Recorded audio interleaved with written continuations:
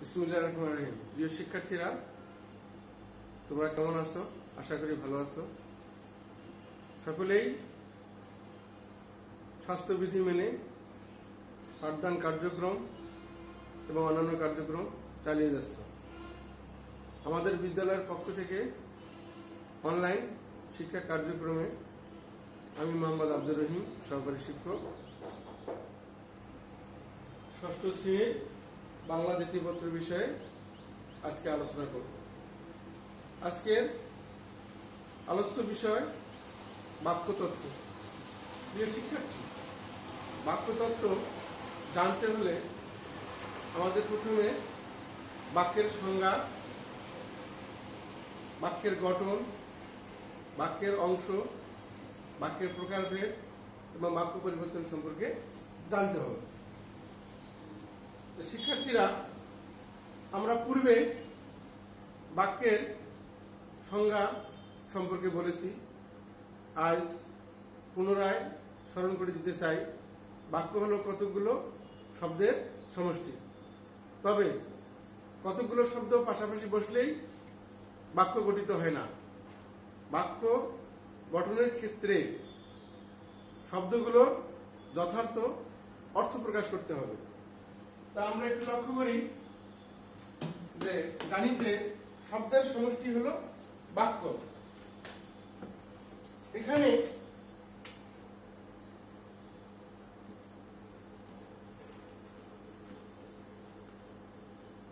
বই পড়ি আমি, তিনটি শব্দ পাশাপাশি বসানো হয়েছে। বই পড়ি আমি। বাক্যের যেটা সাধারণ সংজ্ঞা, সে অনুসারে শব্দের সমষ্টিকে বাক্য বলে, কিন্তু এখানে অর্থটা ঠিক হয়নি। বই পড়ি আমি, এখানে বাক্যের অর্থ যথাযথভাবে প্রকাশিত হয়নি। তবে আমি যদি এইভাবে লিখি যে আমি বই পড়ি, আমি বই পড়ি, এই ক্ষেত্রে দেখা যাচ্ছে বাক্যের অর্থ এখানে যথাযথভাবে প্রকাশিত হয়েছে। প্রিয় শিক্ষার্থীরা, এখন আমরা বাক্যের পরিচয় সম্পর্কে জানব। প্রতিটি বাক্যই ক্ষুদ্র ক্ষুদ্র শব্দ বা পদের সমষ্টি দ্বারা তৈরি। পদ, বাক্যে ব্যবহৃত প্রত্যেকটি বিভক্তিযুক্ত শব্দকেই পদ বলা হয়। বাক্যের মধ্যে যে পদগুলো ব্যবহার করা হয়, সেই পদগুলোর মধ্যে বিভক্তি দৃশ্য এবং অদৃশ্যমান হিসেবে থাকে। যেমন আমরা দেখি, এই যে এখানে আমি বই পড়ি, এখানে যেমন বলা যেতে পারে যে রতন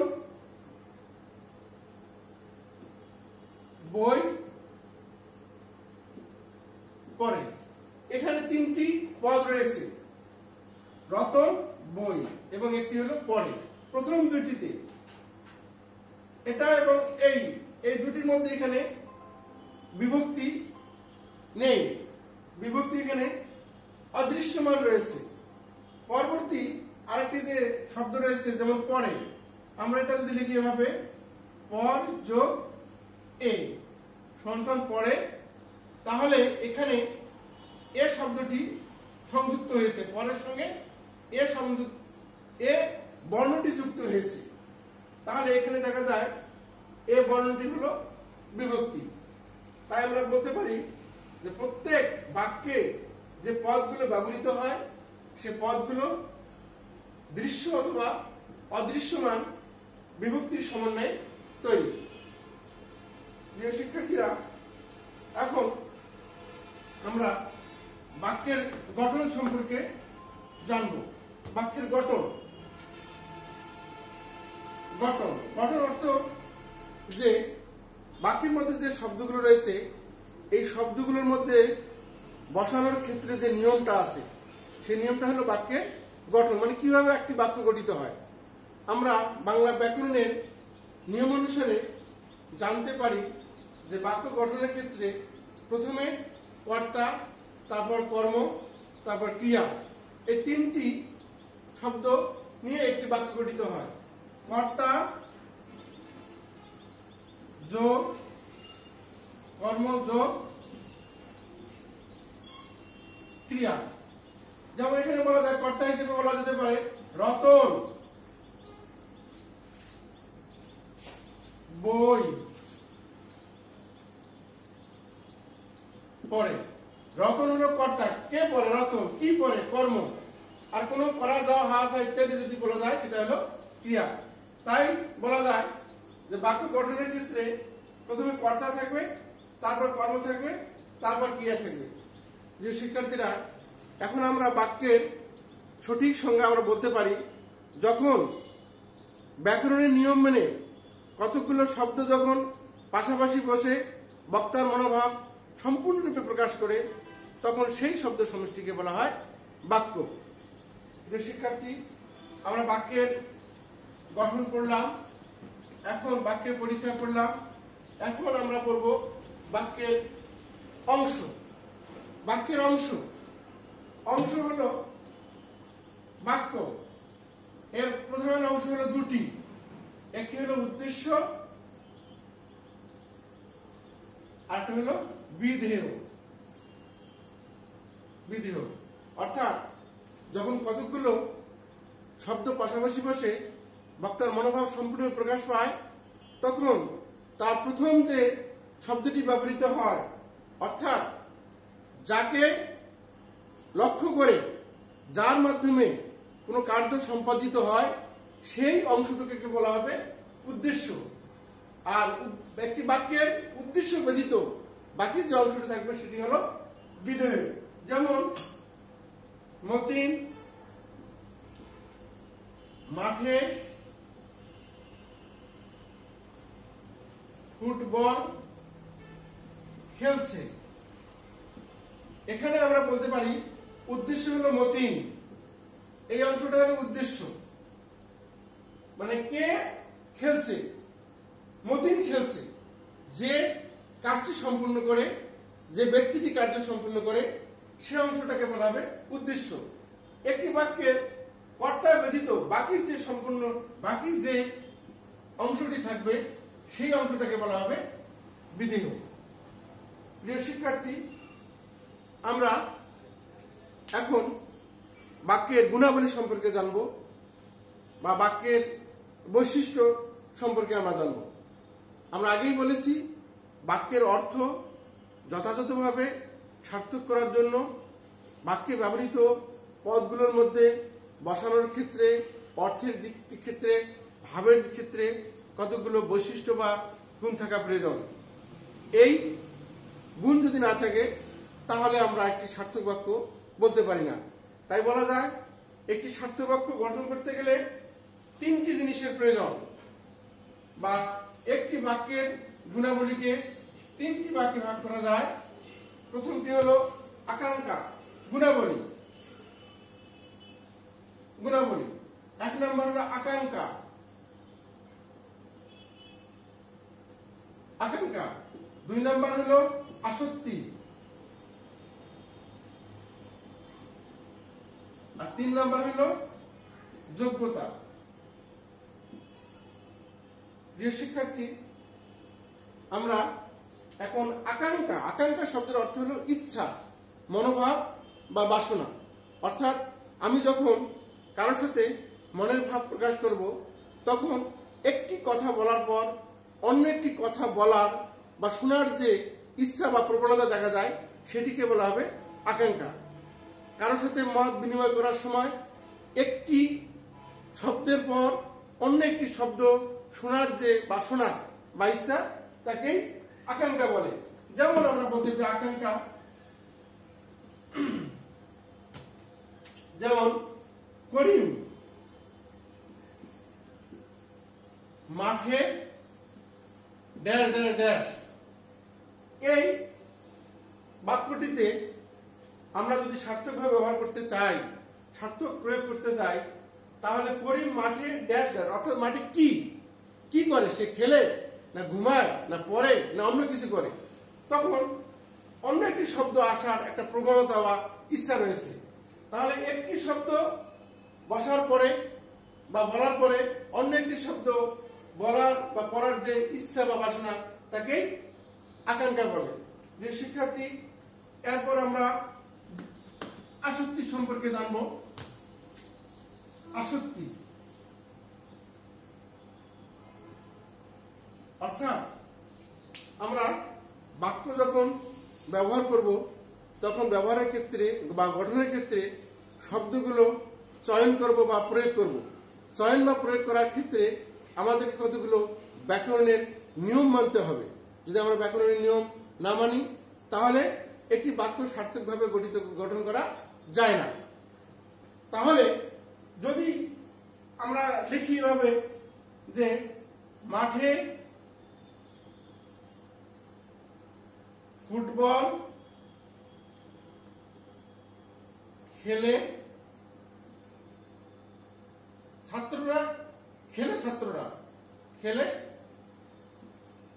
ছাত্ররা, তাহলে দেখা যায় এখানে বাক্যের অর্থ সঠিকভাবে প্রকাশ হয়নি বা অর্থ যথাযথভাবে এখানে প্রকাশিত হয়নি। শব্দগুলো বসার ক্ষেত্রে কতগুলো পার্থক্য দেখা যায় বা একটু বিচ্ছিন্নতা দেখা যায়। বিচ্ছিন্নতাকে আমরা জানি বাক্য গঠনের ক্ষেত্রে প্রথমে থাকা উচিত কর্তা, তারপর কর্ম, তারপর ক্রিয়া, কিন্তু এখানে দেখা যাচ্ছে সেটি নাই।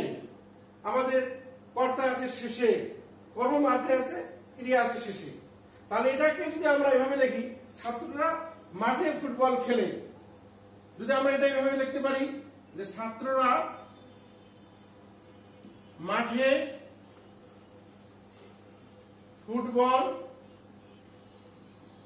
খেলে, তাহলে এখানে ছাত্ররা কি পাওয়া যাবে? ছাত্ররা পাওয়া যাবে কর্তা, তারপর ফুটবল হলো কর্ম, তারপর এটা হলো ক্রিয়া। তাহলে দেখা যাচ্ছে যে এখানে শব্দগুলো বসানোর ক্ষেত্রে একটা সুশৃঙ্খল পদবিন্যাস রয়েছে। তাই বলা যায় বাক্যের অর্থ যথার্থভাবে ঠিক রাখার জন্য শব্দগুলোর যে সুনিয়ন্ত্রিত পদবিন্যাস, এই সুনিয়ন্ত্রিত পদবিন্যাসকে বলা হয় আসক্তি। এটি হলো বাক্যের একটি গুণ। প্রিয় শিক্ষার্থীরা, এখন আমরা জানব যোগ্যতা। যোগ্যতা কি?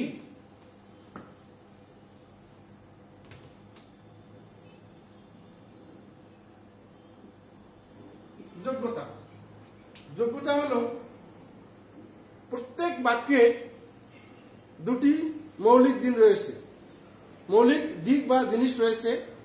সেগুলি হলো যে একটা তো অর্থগত দিক, একটা হলো ভাবার্থগত দিক।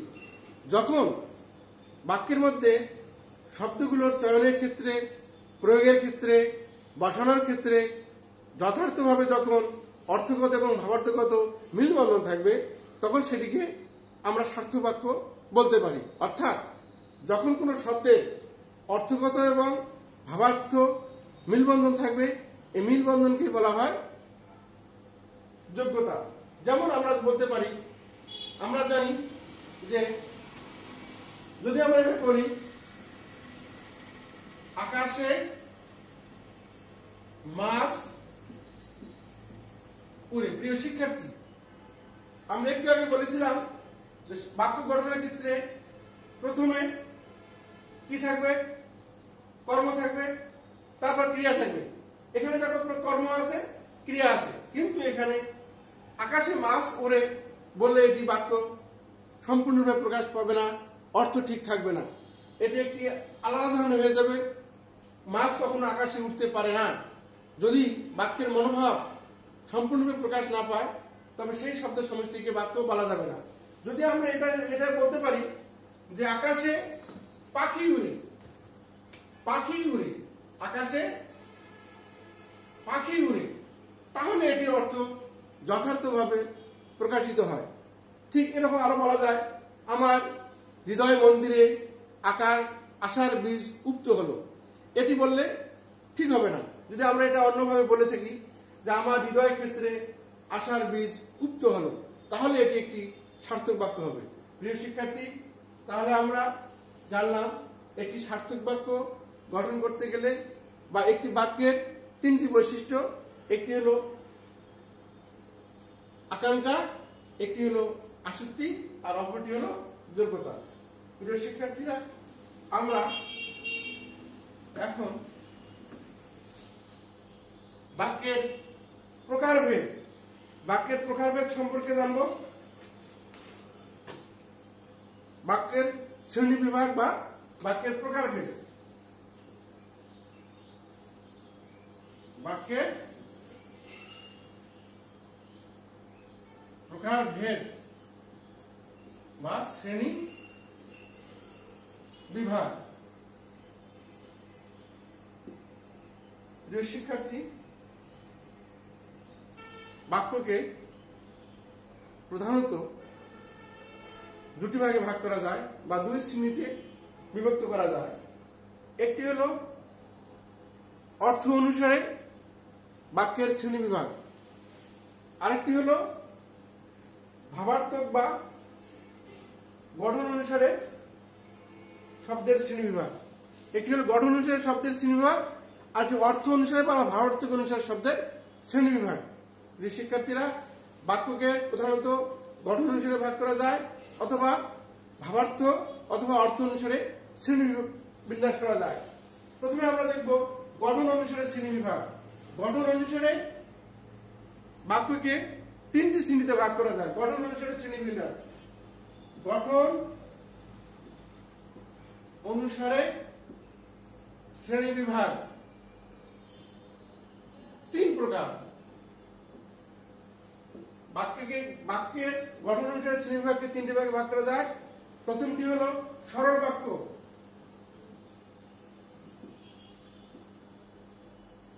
সরল বাক্য। দুই নাম্বার হলো জটিল বা মিশ্র বাক্য। আর তিন নাম্বার হলো যৌগিক বাক্য। যৌগিক বাক্য।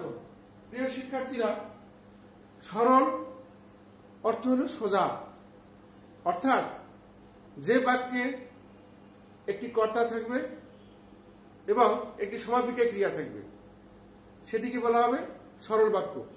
অর্থাৎ কর্তার সমন্বয়ে যখন কোনো বক্তব্য সম্পূর্ণরূপভাবে প্রকাশিত হয় তখন তাকে বলা হবে সরল বাক্য।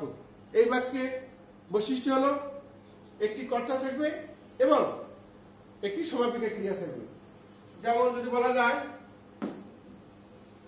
সরল বাক্যের উদাহরণ,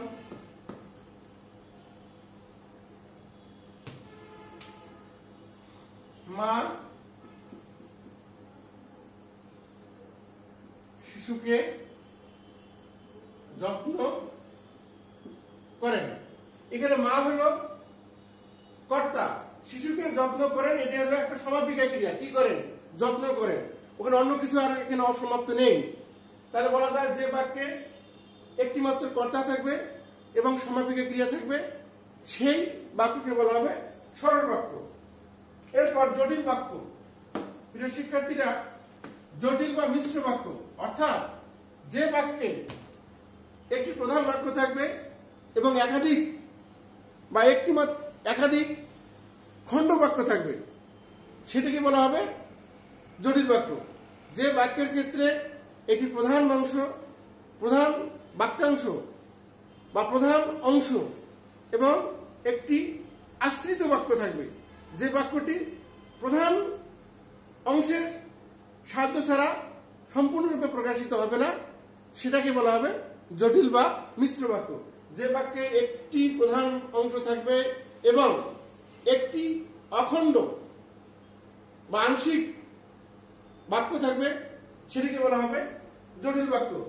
এবং অখণ্ড বাক্যটি প্রধান বাক্যের সাহায্য ছাড়া কখনো সম্পূর্ণরূপে প্রকাশিত হবে না। যেমন যে পরিশ্রম করে, উদাহরণ হিসেবে জটিল বাক্যের বলা যায় জটিল বাক্য। যে পরিশ্রম করে, যে পরিশ্রম করে সে সুখ লাভ করে, সে সুখ লাভ করে। প্রিয় শিক্ষার্থী, এখানে ব্যক্তির সুখ লাভ করা, এটা হলো মূল উদ্দেশ্য।